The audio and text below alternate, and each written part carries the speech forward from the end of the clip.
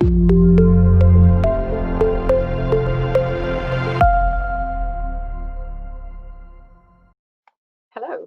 Okay, so very warm welcome to you all this afternoon, or whatever time it may be for you. Obviously this afternoon for the five of us who are speaking today, because we're all based in the UK. I'm Sarah Morgan, I'm Scientific Training Coordinator EBI, and I'm hosting the webinar today. And the four people you can see here, so Sam, Diani, Fuki and Birgit, are our four presenters for the rest of the webinar. So I think looking at the numbers, we've got a good number of you all joined us, so I think we shall get started on the webinar. So obviously the webinar focus today is on open access data, and this is really one of the last bits, I guess, of the EBI celebration of Open Access Week. And what we're here to tell you about really is a bit more about why and how to make your data open access. So I'm going to give you a very brief intro and then really hand straight over to members of the resource teams who are here, are going to tell you a bit more about how they can support you to do this and why you should think about open data. So one of the things I'm going to take you through, firstly, what do we mean by open access? Open access is a term I'm sure many of you have heard. Open access really, as far as we're concerned, is making scientific information available online and free of charge to the end user. Information in this respect can mean a whole host of different things. So obviously it includes the biological life science data that we work with on a daily basis. So, protein genome sequence, structural information, interaction information, also things like images, experimental protocols, and research publications. So really it's about making this all available easily to you as users, and as I say, free of charge, so you can get into it, you can use them and you can share them, etc. Why is this such an important thing? There's a whole host of reasons, but really I think the three main ones we've got listed here, increases the visibility of research data and information, which is a good thing for you as the generator of this, but also means that you can see what else is out there. Others can see your data and use it. You can see other people's data and use it. By doing this, it means that scientists can really, react to what's there, and they can build upon existing research, and they can do this quickly. And of course, if they're able to do this and they're able to generate that research much more quickly, it accelerates the research across the life sciences and beyond. So, open access is a really important thing, and this really is what we're all about at the EBI. So at EMBL-EBI, all of our data is open access. Some of you may have used EBI resources before, some of you may be new to EMBL-EBI resources, but these are the whole range of data resources that we have. Everything starting with literature through to genes and genomes, proteins, protein sequence, protein structure, and right through to resources that will help you with drug discovery. And say these are all based on open data which you can access whenever you want to and can access it free of charge. The one big thing to remember is this relies upon you as researchers. So, it's great that we can put data out there, but we need data to put out there. And this is, again, what we're going to talk to you a little bit about today is how we get that data in and how we then get it out and shared to you. So this is our data cycle, and sharing is at the heart of this. And it relies on researchers out across the globe, generating data and submitting it to us, which we can then archive. We classify, we might analyze it, we produce web tools to help you to analyze it. And the whole point of this is we then get to that point to be able to put that data back out into the world to hopefully stimulate the generation of more data. But as I say, to do all of this, we need to share. And this is where all of the different data repositories come in. So these are all of the EMBL-EBI resources where we will take direct submissions. And so you'll be hearing from some of the people working in these particular repositories today. So that's just a really quick intro into, what we're talking about today, why open access data is important. And what you're going to do now is you're going to meet 4 different people from EBI resources who are going to talk to you a bit more about how data gets taken in to their resource and the kind of support that they can give you to do this. So that, we don't expect you to just submit it on your own, we will give you support. So first you're going to meet Fuki from BioSamples and Fair Plus Project, and she'll also talk to you a little bit about Fair Data. Sam from the European Nucleotide Archive. We've got Birgit from Intact and Complex Portal, And finally, Diani, who's going to talk to you a little bit more about Europe PMC and open literature. And then at the end, they're going to have a few tips for you about sort of general data management and how you can make that submission process easier for you. And we'll obviously open the floor to some Q&A as well. So I'd like to thank the 4 people for joining me today, because it's fantastic they've come here to talk to you. And I'm now going to hand over to Fuki to start. So I'll get to the start of Fuki's side and I will switch my webcam off so you can focus on Fuki. So whenever you're ready. Thank you, Sarah, for the introduction. Yeah, I'm Fuki from the BioSamples Data Archive. Today I'm going to talk about fair sample metadata in the BioSamples archive and telling you about why we need to, what the benefit of having open access data. Next slide, please. So the first question for our audience is, what is fair? So fair data is about making data more findable, accessible, interoperable, and reusable. For example, when you search for transcriptomics data for diabetes patients, the first question is, where can I find it? And then after you find it, how to download it? Can I use other software to perform analysis on the data I downloaded? Is the data reusable for other purposes? Things like this.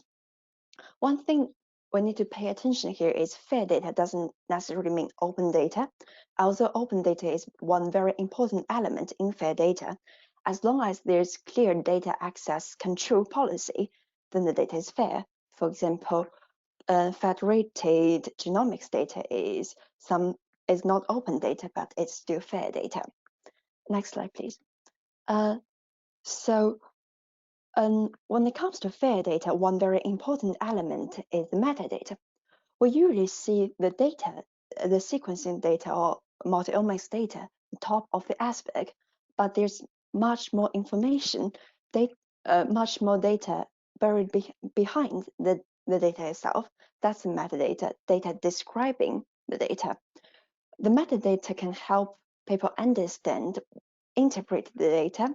It also increases the findability, reusability, and reproducibility of the data. Among different types of sample metadata, one of the most important pillars is sample metadata, which supports the better use of multi-omics data. Next slide, please. So BioSamples is a central repository for sample metadata management. We are not only a place where to store or find or query sample metadata, it's also in BioSamples we also connect metadata to data in other archives. Also, we work with different communities to support the development and adoption of community standards to improve the metadata quality. Next slide, please. Here's an example of how you prepare, submit, and how BioSamples distribute a sample. Imagine imagine a biologist have collected a SARS-CoV-2 sample, and now they are making it open access so that for publication purpose. The first thing the submitter needs to do is to prepare your sample metadata, which includes formatting or checking what's the minimum information needed to describe pathogen metadata. After you prepared your metadata, you're ready for submission, where you can find our documentation about sample submission. Once the data arrives in BioSamples, we perform different types of curation to improve the data quality. For example, we validate the sample metadata against minimum information requirements to see if this metadata has provided sufficient information about the sample. We perform task curation to fix some typos, spelling variation, to make sure different samples are expressed in a consistent way.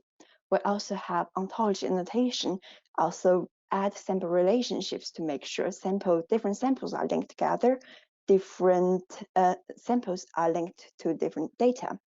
This way, through this curation, we can get a fairer sample metadata. This fairer sample metadata is exchanged to other archives like like the NCBI ENBL-EBI So if you got a SARS-CoV-2 sample, you will also see it in the COVID-19 data portal. Next slide, please. So I've provided my sample metadata to BioSamples, and you say it's a fairer metadata, but what a fairer metadata looks like, or what's the benefit of having a fairer data? Here's an example of one virus sample in our database. Here you can see the highlighted part, host disease, COVID-19. There's a hyperlink connected to the COVID-19 text. What BioSamples did here is performed ontology annotation, linked this text description to an ontology term in the Mandu disease ontology. In this Mandu disease ontology, you can find different synonyms for COVID-19, this disease. Also, you can find a tree view of the disease. For example, COVID-19 is a type of viral infectious disease. It's also a type of infectious disease.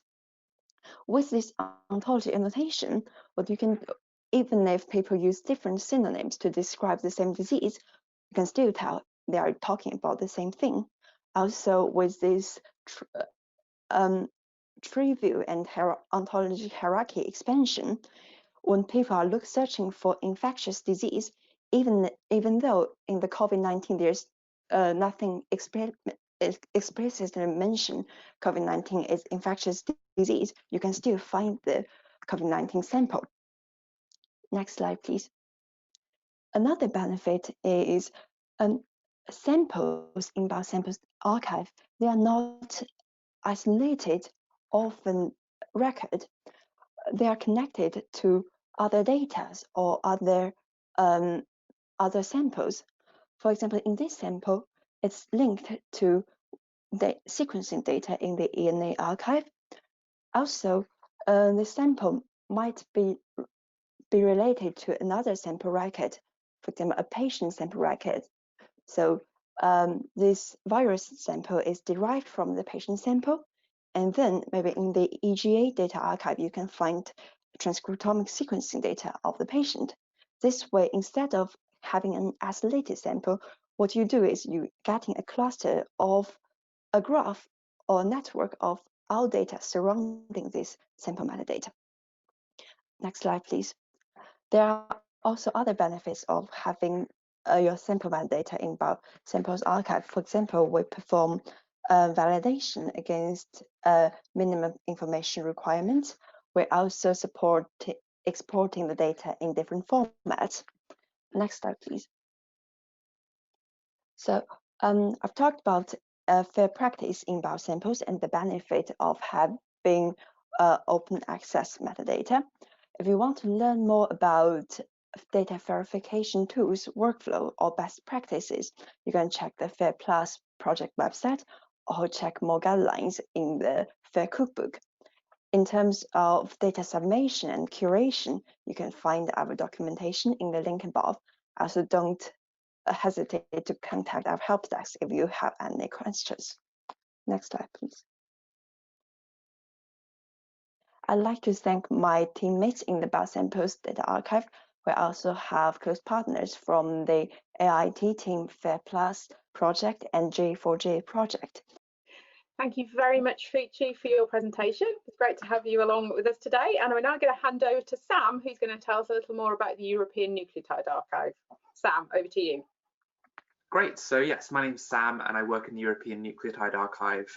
So the majority of my job is to do with training and help desk. So I'm going to be talking to you today a little bit about ENA and the sorts of things that we have in place to help submitters to provide data in a really high quality way. So if we could have the first slide, please, Sarah. So if you're not familiar with European Nucleotide Archive, this is a very general repository of the world's nucleotide data. So we archive sequence data of all kinds. Pretty much the only thing we don't really take is anything that could be considered human identifiable, but we're an incredibly general archive in terms of what we accept. I think it's worth mentioning that we're the European node of this INSDC organization that you can see pictured here on the left. So that's the International Nucleotide Sequence Data Collaboration. And what it means is that we share data on a daily basis with the other two organizations that you can see pictured here. So this is a really powerful way actually to pool data from all across the world into these centralized repositories. So on a day-to-day basis, then, the work of the NA is all about creating tools to make sure that it is possible for people to submit and retrieve data to ENA with lots of really high quality metadata that makes this material useful for the future. So all the data in ENA is submitted by members of the research community such as yourselves, and we're going to talk a little bit about the sorts of things that we do to make that as easy as possible. So if we could have the next slide, please, Sarah. So I just wanted to talk briefly about the reasons that people submit, which is really core to the topic that we're dealing with here today, to do with open data. Why do people want to make their data open? So I've listed a few reasons here, and the first two are to do with the more high-minded sorts of ideals that we're concerned with here today. Reproducibility. If you publish some paper and you make your sequence data available, then whatever claims you're making in that paper, people can then go and look up your data, they can check it for themselves, they can retry your analyses, and they can decide for themselves that your conclusions are correct. It also makes the data more reusable.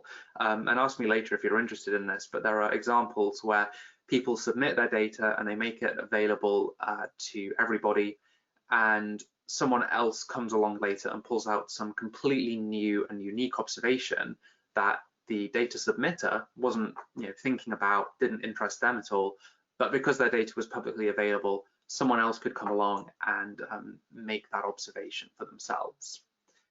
And of course, the mere fact of pooling such a large amount of data into one place just has a value all its own. But there are some more practical reasons as well that are worth thinking about when it comes to archiving data.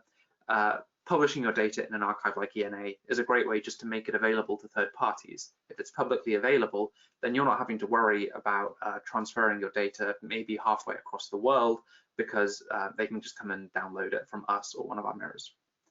It's also a great way to archive your data. So storing all of this data in a secure and stable way can actually be incredibly difficult and expensive to do. If you upload it to us, then it's stored in perpetuity in full. We have really high quality data centers and a lot of redundancy. If EBI got flattened by a meteor tomorrow, your data would still be safe and publicly available the day after. As well as that, a lot of journals will require that you have submitted your data as a condition of publication. So if you haven't published your data, then you may simply not be allowed to publish with some journals. And finally, I just want to give a shout out to Magnify. So this is another group within EMBL-EBI. They work on metagenomic data. And if you have made your data, if you have submitted your data to ENA and you give consent, then you can get some free analysis done on your metagenomic data if that's something that interests you. So these are all really good reasons to submit your data to ENA. And on the next slide. So for a moment, I just want to talk a little bit more about the data itself and how we actually organize it. I said at the start that we're an incredibly general database. We accept data of all kinds that has been through all kinds of analysis. And we need to know how we're going to accept this kind of data before we do so. So the vast majority of data can be organized into one of these three tiers. So at the top here, you see we have the read tier, and this is just the raw output of sequencing machines. So typically FASTQ files, BAM files, or one of a few different platform-specific formats that you might use. And you can see this is the largest tier because it's perhaps the easiest to produce. The next tier is the assembly tier. So this is a reconstruction of an actual replicon. This is where you've taken the reads and put them through some kind of algorithm that looks for regions of overlap between different reads and collects them together into a reconstruction of a chromosome or a plasmid or whatever, or a transcript. And the final tier here is the annotation layer. So this is usually paired with assembly, just as assembly is usually paired with reads. We would want you to make your reads public before you made your assembly public. And the annotation is all about interpretation of the biological function of whatever it is that you've assembled from your reads. And this just means that Any data that comes to us, we always know that it's probably going to fit into one of these 3 tiers, and so we kind of already have this baseline of what we're going to do with it.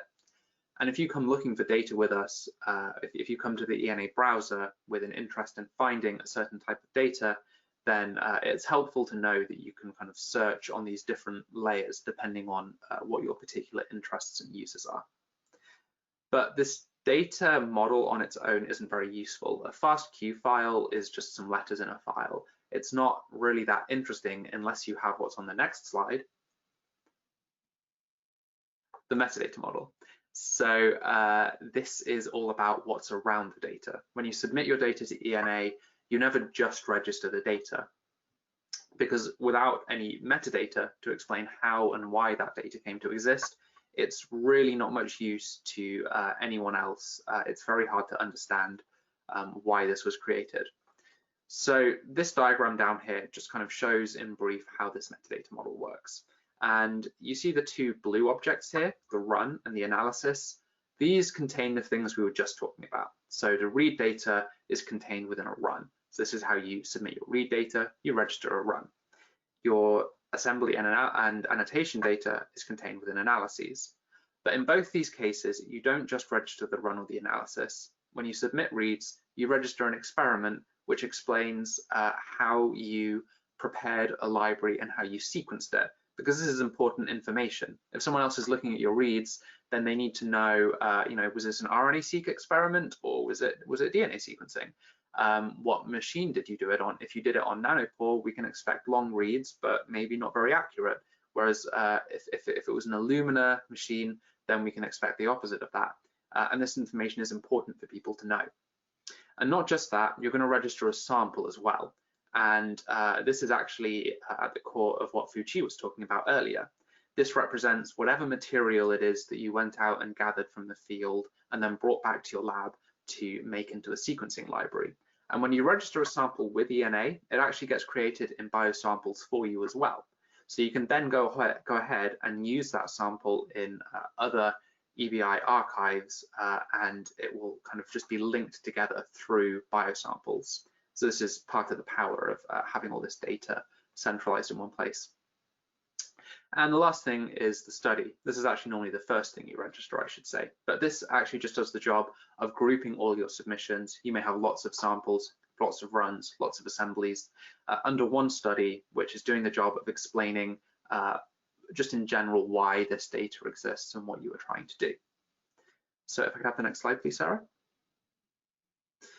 So I just want to focus for a bit longer on the sample checklists because this is at the core of what we're talking about here today, the topic of making sure that data is as self-describing as possible.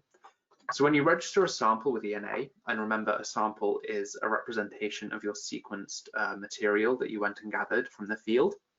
When you register a sample, you always do it by reference to a checklist. And we have a range of different checklists. And I've got a screenshot from our browser here showing an overview of our plant sample checklist. So if you're doing plant data, you may well register your samples using this checklist. And in the table here, you can see a list of the different sorts of fields and attributes that you can include with this checklist. And in dark green, you can see a few of the mandatory things shown. So you're always going to have to provide this one: geographic location, country, and/or sea. So you'll always have to say what country this plant came from. There are some recommended and optional fields as well. And different fields have different sorts of restrictions on them. So some of them you can just type free text into. You can provide whatever information you want there. But for example, the geographic location one requires you to choose from a drop-down box. So when you click that box, you'll see a list of countries like you will have seen on other areas of the internet, and you just choose whichever country this sample came from.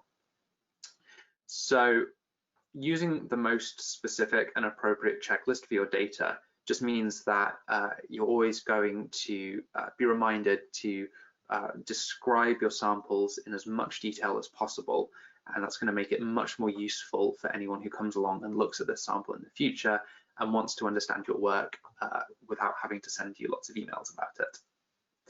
So if I could move on to the next slide, please, Sarah.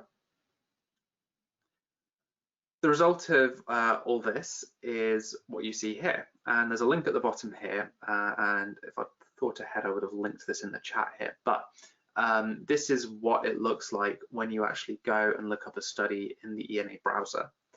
So you can see the project accession at the top here, this PRJ-EBI number, and below that you can see a description of the work that this project was doing.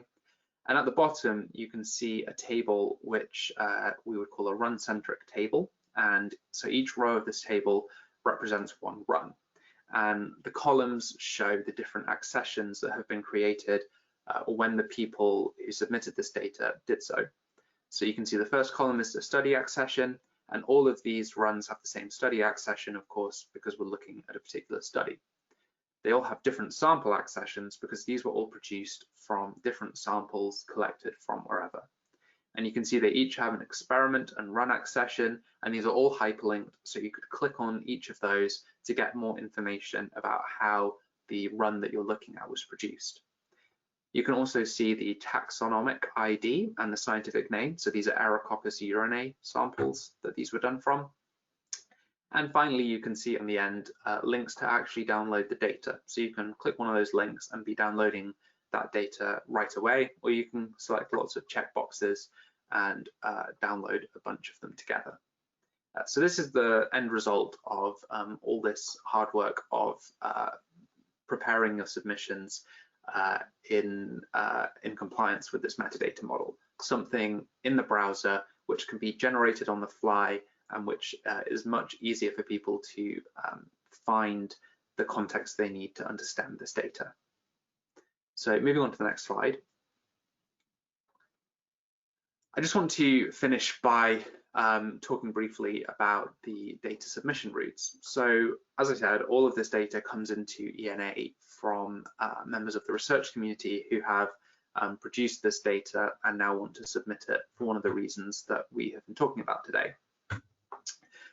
So we offer a range of different ways to submit data, and different ones are appropriate to different purposes and different users. We offer interactive and programmatic submission routes. So if you're just submitting a small study and you just want to get it public, you can do this through the interactive submission route, and you just have to fill out boxes and click drop-down boxes in your browser. Or if you're doing certain types of specialist submission, or you're part of some big sequencing center and you have a lot of data to make public as part of some pipeline, then you can use the programmatic submission routes, which can be incorporated into all manner of pipelines. So this is just to make you aware that these things are out there, and if you're interested in them, then on the next slide, there's a link to where you can learn a bit more about them. So that's what I'm going to be talking about for today. I'll post these links in the chat perhaps. So this first link is our Read the Docs page. So this is where you can get information on how to go about submitting data to ENA, as well as how to retrieve data from us. And below is a link to our support form, where if you ever have any problems, you can submit a query and it'll come into our help desk, which is monitored frequently. That's exactly what I was doing, was working on that help desk before I came here to do this. So thank you very much for your attention so far. I'm going to hand over to our next speaker now. And I hope you found this interesting and that you might consider using ENA in the future. Thank you.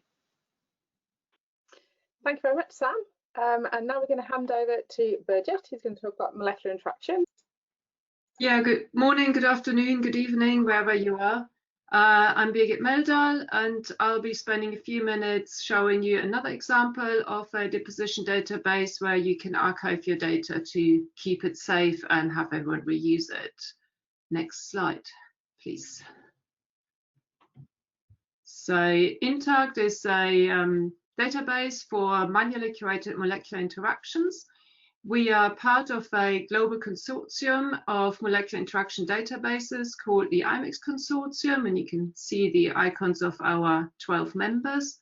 Like all other EBI databases, we're open access, we're also free, and we are fair, or trying to be as fair as possible at least. Next slide.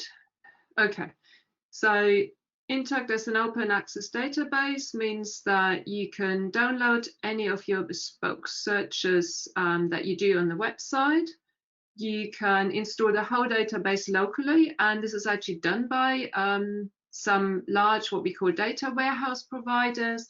So they import a whole database and mix it up with other data and provide it to a bigger and different audience. And another reuse that is very common is that our domain experts export part of the data from our database. This includes some of our IMEX partners. And then again, they make that part of the data accessible to their users through another bespoke website. Next slide, please. Okay, so being open also means it makes collaboration very easy, just like ENA is part of the global consortium. A lot of our databases are part of that. And one big thing we need for that are standards. And I'm sure Sam alluded to it as well in his presentation. So for example, for molecular interactions, we need to identify all the members of an interaction. So we use UniProt for proteins, for example, CABI identifiers for small molecules, Ensemble and RNA Central identifiers for various types of nucleic acids. And using those standards means that all of our members who produce data and all of our users who use this data can reuse it in a very easy way. They don't have to do any mapping based on the data that we provide. We also use specific controlled vocabulary on ontologies, as my previous co-workers already explained. And using these makes the data input and reusability very easy. And we also use the same curation rules. So anyone in the consortium who curates and curates the same standards. So next slide, please. Okay, where does our data come from? Our data can come from already published data. These can be small scale, simple papers and publications. These can be very large scale imports as well.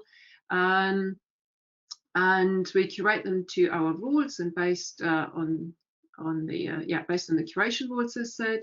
But we also accept direct submissions. So just like Sam explained for ENA, you can submit your pre-publication data or post-publication data to us, and we take care of the archiving, the storage, and the safety of your data for life, really, and beyond our own lifetimes. Next slide, please. So the important thing here is if you want to make your data as accessible and reusable as possible, we recommend that you do your submission during the at the same time as you work on your publication, and I'll come back to that in a few slides later. Next slide, please. So where does the data go? So you can access data from Intact through our website, which is on the top right, through the IMEX Consortium website on the bottom right, through Psychic View, which acts as a web service, but you can also do manual searches there, or through our FTP site. And all of these access points are regularly updated with our releases, which are roughly every 2 months. Next slide, please. Okay, and then where does the data go from Intact, from all of these access points? So this can go to partner databases. In blue, these are just some examples that use cross-references to Intact or reuse the interactions that have been curated and deposited in Intact. They can go to our partner databases or data warehouses on the right, as I mentioned already. But the data can also be accessed through external software APIs. And there are a lot of them. They use import pipelines that directly access our data, mainly through the Psychic service at the moment. One such example would be the Cytoscape network visualization tool. But there are also various other R and bioconductor packages, for example, that make use of this access point. And yes, next slide, please. So how can you submit your data to us? It's actually very easy. You go to our homepage, and I apologize, it's a bit squeezed, but when you review this webinar, you can zoom into the slides. Just click on the submission link on the homepage, and that takes you to a page where there's a tiny click here link to get to this Excel data sheet. And this Excel file is an example of how to populate it with your data. The important thing here is that the direct submissions are a two-way process. We make sure that your data is represented correctly in the database, that we also have all the metadata, which my previous speakers already highlighted, are captured. So in terms of molecular interaction data, it's often things like clones that have been used. You might have internal identifiers for these clones that are being reused in several publications, so we can capture those things. Modified methods, as I mentioned, we use standard vocabularies and ontologies to describe every part of the data that we provide. But sometimes we have to make tweaks, so we can do them with manual changes, or we produce or create new ontology terms to actually describe these changes to your methods. And although you can read the columns in this screen view, these are all describing the metadata. So what experiment did you use? Did you run a yeast-2 hybrid? Did you crystallize your samples? Was it a column purification? What species did you use? What proteins did you use? And we're using all the standard ontology terms and standard identifiers in this table. We ask you to submit this Excel file and your submission-ready manuscript. We keep everything confidential until you're ready to have this published. So you may want us to publish it just before your paper is available or just after. We just need to fit it around our release cycle. One thing I'd like to highlight here is, please, when you submit data, or when you publish anything, describe your species. It is incredible how often we come across papers we cannot curate because the species is not actually mentioned. It's just implied what you're using or what the authors are using.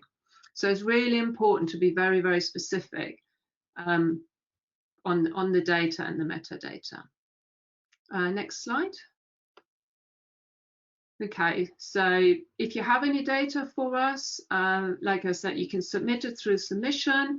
You can also directly contact us and with any inquiries you have through the feedback button on the top right there. It's a little red circle. You can sign up to our newsletters. They're only a few times a year, so you're not getting bombarded with lots of spam. And do follow us on Twitter. We tweet all of our releases, any updates to data, any interesting data sets. We've had various coronavirus-related data sets published now, both.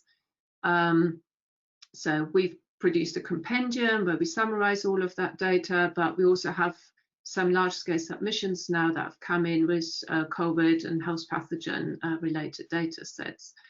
So any of this, obviously not just COVID data, any kind of data, we highlight the really interesting things on Twitter. And of course, we also tweet about our training courses. Next slide, please. Okay, one of our partner databases, which is actually the one I mainly work on, is the Complex Portal. And the Complex Portal is a knowledge base. It contains manually curated macromolecular complexes. And it's not a deposition database, it's more like UniProt, it's encyclopedic and collates the information about complexes from a whole range of different sources. Next slide, please. So a Complex Portal allows you to search for complexes based on identifiers and names, and then you get to details page. And this details page describes the complex in all of its glory. What's in it, how are these these components connected to each other. It's a beautiful interactive viewer, which is this sort of green shady visualization on the right side of the slide. We provide you with any information about functions and structures and pathways and so on. The important thing for open access is that we provide you with stable identifiers, and these stable identifiers can then be reused by other external resources, and there are quite a few of these now that reuse these identifiers. Next slide. Okay, so what can you do from your side for Complex Portal? Whilst you can deposit your raw data, that would go into Interact, so any interaction data you have goes into the deposition database. You can request entries that are missing or ask us to update existing entries.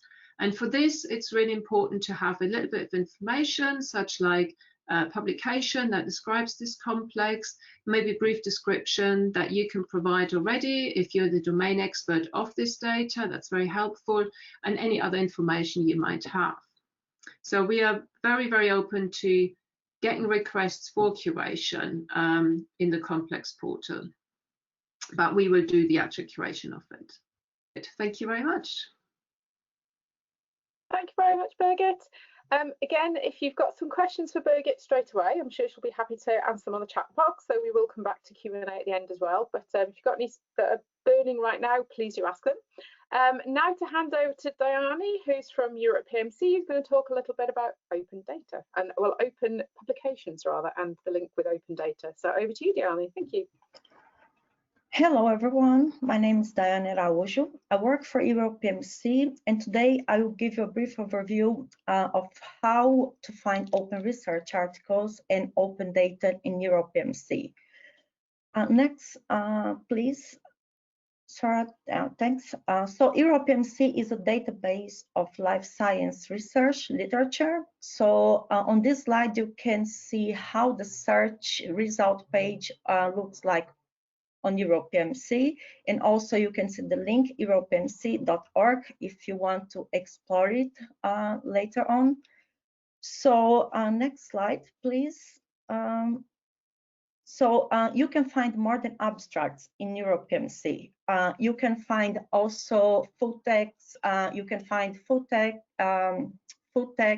articles, patents, preprints, micropublications, agricultural records, and NHS guidelines. Next slide, please. The content in Europe PMC also has different availability. So as I said, you have abstracts, you have full text, you have full text links via paywall. And also you have open access articles. They are free to read and free to reuse. Next, please, Sarah. So how does Europe PMC support open science? So Europe PMC is a platform that provides open access to publications, to open scholarly communications, and also to open research data and software tools. Next slide, please. Europe PMC provides, as I said before, open access to preprints and micropublications, and also open access articles, and also supports a funders policy, being the repository of choice of 31 research funders. Next, please. Europe PMC search result page was designed to provide easy navigation through different types of publications and availability, as you can see on this slide. So on the left-hand side, you find the filter for research articles, and also you find the filter for different types of availability. You can see highlighted like a free full text. So you can select free to read or free to read and reuse. And then if you select free to read and reuse, you will see the number of results on the top of the page where it's ID tag like open access articles. So that's how you will find open access articles on Europe PMC. Next slide, please. So recently, we also did add full text COVID-19 preprints on Europe PMC. So they are also part of open access subset in our platform. Next slide, please. So publications in Europe PMC also provides links to open peer reviews, commentaries, and highlights, and also to open metadata such as citations, and also defined persistent identifiers such as DOIs, accession numbers, and ORCIDs. Next slide, please. So this Europe PMC article page has a section called Citations and Impact, which shows the number of citations in a given article. So this section is fed by Open Citations, and Open Citations also allows the integration of smart citations. I don't know if it's possible to see it clearly, but smart citations will provide information if an article has been supported, mentioned, or disputed. Next slide, please. Also, on the left-hand side of the article page, you can find the reviews section that provides links to open reviews or comments or highlights, as you can see in this slide. Next slide, please. So, and scientific research is built on data. So linking back from publications to data, it's crucial. So Europe PMC links publications to the data. So next slide, please. When reading an article in Europe PMC, it's easy to find the data behind this article. So Europe PMC also offers a data section on the left-hand side of the article page. So this data section will link to the data in different data resources, for example, to BioStudies, UniProt, ENA, and also Intact. Next slide, please. If you wish to search for specific type of data, we have this advanced search where you can select if you want to find publication with links to data cited in a publications, or publications cited in a database, or data created in a database. Just to make clear the difference. So data citations, they are mentions of accession numbers, like unique identifiers for data in the text articles. So data citations, they are available for data in a number of different databases. And data links, they are the citations of an article by the database record. So these data links from a specific data record will be available on Europe PMC articles, and they are from also different life science databases. Next slide, please. So the open access articles, they are important for making able to reuse this information, the data behind it. So, for example, one use case is the Europe PMC Cite tool. The Europe PMC Cite tool highlights bioentities in the full text article. So it's powered by text mining, and it can highlight terms only in articles that are open access. So what happens when the article is not open access? Please, could you move to the next slide, Sarah? So when the article is not open access, you get this message that due to license restrictions, we can list the bioentities, but we cannot highlight them. So this shows how important it is to have open access literature and open access data. Next slide, please. So Europe PMC also provides open access API for programmatic search. So you can access all the metadata available in Europe PMC through APIs and bulk downloads. And next slide, please. So the take-home message here is publish data, not only articles. Like having rich publications with citation network, data crosslinks, text mining annotations, grants, ORCID IDs. This is only possible if we have open data and open tools. So this makes a complete publication. So next slide, please. So if you want help on how to use Europe PMC, I left a link for you here, also a link for the syntax reference that will you will find syntax to find specific types of data, and also the email of our help desk where you can get more information, or any query you have, you can just send it up to us. And also follow us on Twitter, because we always tweet our new developments and also tips on how to do a better search on literature and how to find data behind articles. So thank you very much. Thank you very much, Dani. So just to finish off very quickly, I'm going to ask all of my speakers to come back for a moment, because they have given us some tips, some general tips for good data management. Because obviously one of the issues, if you're going to be submitting your data, you need to keep your data in good shape. So a couple of tips that they've collected along the way for me. And I will say that this presentation is going to go alongside a series on data management generally. So I'm going to hand over first to Birgit, who's put the first one. Always specify species. So Birgit, would you like to comment? Yeah, like I mentioned earlier, it's incredible how often people don't specify their species, which is important for us, and I'm sure there's similar cases for other deposition databases. Sometimes you can find them by going through the references and previous papers from the same lab, but sometimes it's just not possible if they use, for example, clones from humans and mouse, and they don't specify per experiment, because we curate each experiment, each interaction individually.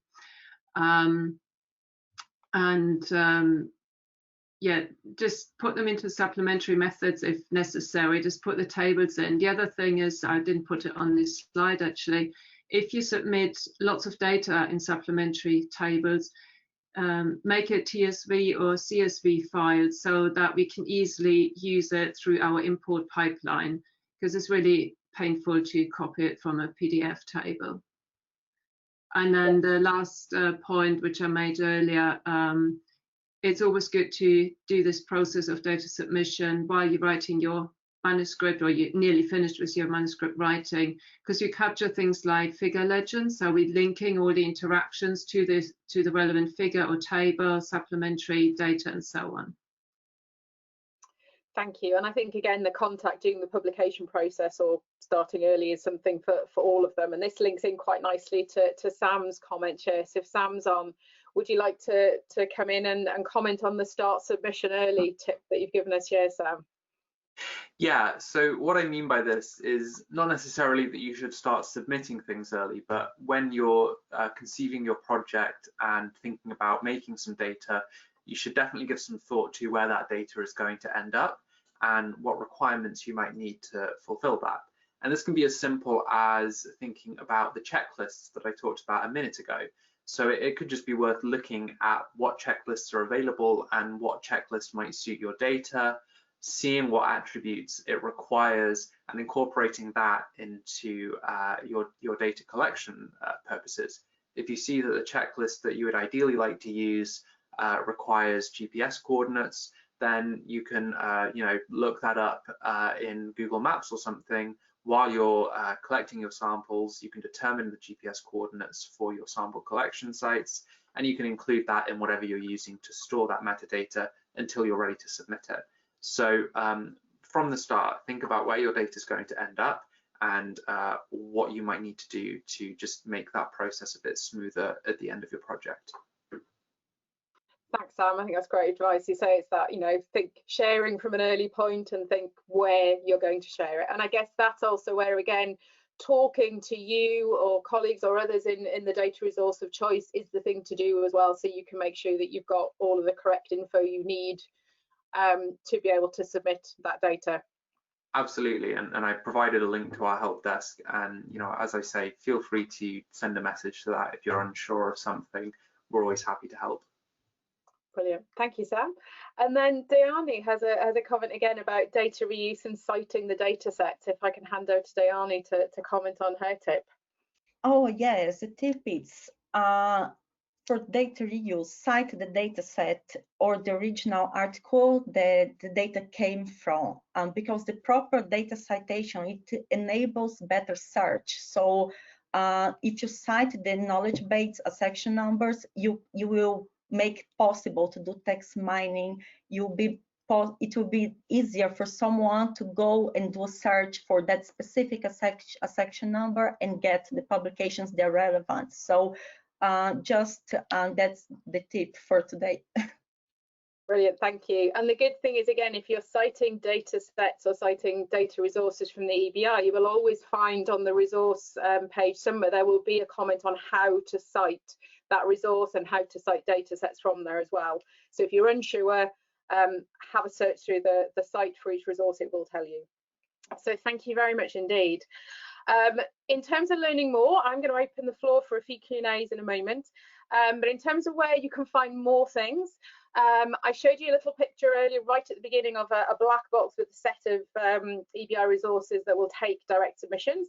If you're not sure where to start with EBI, we have the data submission wizard, which you can find on the services page, but this is the direct link here, and it can take you through. It'll ask you what type of data, etc., and then tell you where you should be submitting. As we've said, each of the data resources that takes in data also has a help desk, and there is submission support available through that help desk. So on each of the resources, you will find that link to the help desk. Even if it looks just like an email, there is somebody behind it, and they will talk to you, they will talk you through it, so please contact them. We also then, if you want to learn more about data management generally, and some of the topics we talked about today, you'll find a whole webinar series on data management in Train Online. And this particular webinar is actually going to join as part of that series as well. So that'll be the latest update to the series. The presentation will be there for you to download, and then we will try and add other links in as well that will be of interest to go with this particular webinar. So really it's Q&A time. We've had some question and answers happening through the chat box already. And Diani, there is one here from Lucy at the moment about initiatives for open science, open access in Latin America. At this point, actually, team, if you'd like to pop your cameras on for a moment, just so if we've got any questions and answers through the chat, we can answer that. But Diani, can I ask you, do you know of any Latin American open science or access initiatives? Oh, actually, I should, because I'm from there, but I couldn't mention, but I know the Cabana project. It's a great project bringing this like open data to Latin America. So I don't know if Lucy knows the Cabana project. So actually it's what I know best, that it's bringing this like this open science and open data awareness to universities and research institutes in Latin America. So yeah, apart from this one, I can't have, like, I wouldn't have anything like in mind right now, but actually I should, since it's from my roots. So. Thank you. And Licia said she does know of Cabana, so that's good. And Cabana will also link in. If you know of Cabana, Lucy, then actually they will also be able to point you to other science initiatives as well, because they're part of that network of research in Latin America. So do go and have a look in a bit more detail. Any more questions? So we've got an opportunity now. I know we're slightly running over, but we've got a few moments if there are any particular questions that we have. I don't know, Fucci, we lost you at the end, but thank you so much for coming back. I don't know whether you had any sort of general tips from your thoughts on managing data from a BioSamples point of view, or from the FAIR Plus side of things, if there was anything particular that came to mind as a top tip. I'm sorry for the technical problems. Okay. If there's one tip, it's about always think about the data, metadata early, and try to capture the metadata when you are doing the experiment. Don't put everything when you are about to submit your publication. Yeah, that's it. Excellent. So again, fitting in quite nicely with some of the advice we've had from Birgit and Sam there, is all about thinking about it early so that you can capture all that rather than trying to go back and capture it later, which I can imagine is going to be quite difficult. We did have a question from Carla around, do we need permission from the authors to reuse their data, and how do we cite the used data? So who'd like to take that one? I would say it's definitely always polite to get their permission, so you definitely should always do that. You can cite it just by mentioning the accession numbers as well as referencing their paper. I would say doing both is good. Excellent. Any other thoughts from anybody else? Birgit? Yeah, so in terms of data repositories, we tend to link to the DOI or PubMed IDs. So in Intact, we are publication-centric, which means we curate the whole paper and all the interactions in that paper. And so every layer of the data that you can access from Intact has got the PubMed ID or some other identifier if it's pre-publication linked to it immediately. Thank you, Birgit. And I think Diane had a comment. Yes, just to add on that. So when you cite the accession number, so for example, in Europe PMC, we would text mine that accession number and link this to the database. So you would just be like giving the credit as well to the original data sets.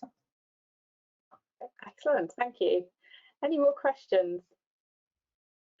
So whilst we're thinking of if there's any more questions to the floor, I guess any last thoughts from any of my speakers here on the theme of open access, or the benefits of doing it, or any other kind of thoughts, tips on how to make the most of it, how to do it as best you can? Just that a little bit of reading goes a long way. We publish a lot of guidelines and materials that you can read through to kind of help you make those submissions as frictionless as possible. And I see a lot of people who could save themselves a lot of trouble just by doing a little bit of reading. So I strongly recommend just reading some of that stuff that's out there before you go getting yourself into a mess. Excellent. Yes. So do a little bit of research, a little bit of reading around before you start. Excellent. Any other thoughts? Actually, along that line, just contact the help desk, like you said earlier. If you're not sure, contact us. And if you're not sure what the right database is, because the journal says you need to deposit this, but they don't signpost you to a particular deposition database, you can just email, I think, the general submission at EBI, something like that. Any database you get to, we can help you and point you to the right one. But do ask. Don't be afraid to ask. There's always a human behind this data.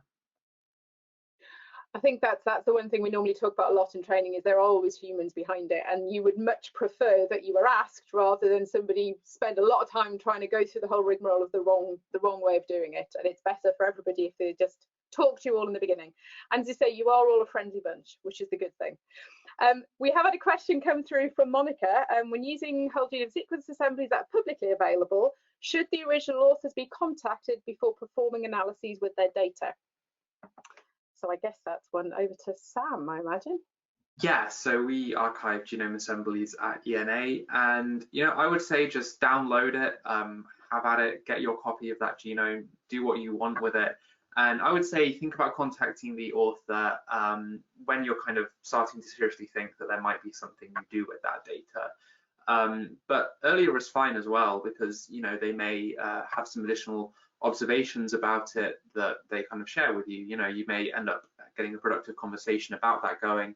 So as soon as you feel like it, but don't feel that you need to get their permission before you just do some analysis on your own computer that potentially will never see the light of day. That's fine, I think. Excellent. Thank you very much. I think we might start to wrap it up there. We've had a number of thank yous from people who've been watching, which is very nice to see. And I would like to say thank you. Oh, wow, somebody's signing off from Malaysia at 10:40, so it's quite late for them. So thank you, Nisha. But thank you all very much. I'd really like to thank my 4 speakers today. So Sam, Birgit, Diane and Fuchi, thank you so much for joining us today and talking us through this. Thank you all for attending. As we said, the webinar will be going out next week, so we will there will be a tweet going out, there will be an email to all of you who are registered to let you know that it's available.